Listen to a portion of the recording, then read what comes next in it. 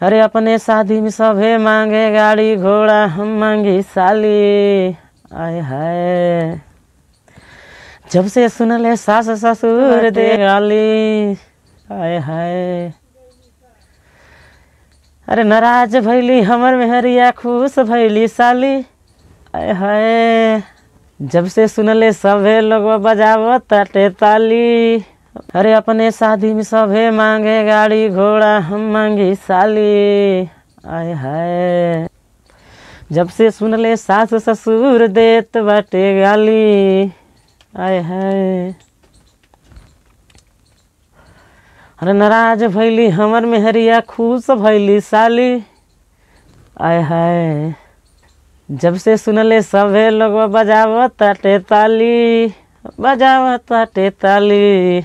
आय हाय चानी हम मांग मेहरारू, ऐसा ही होगा।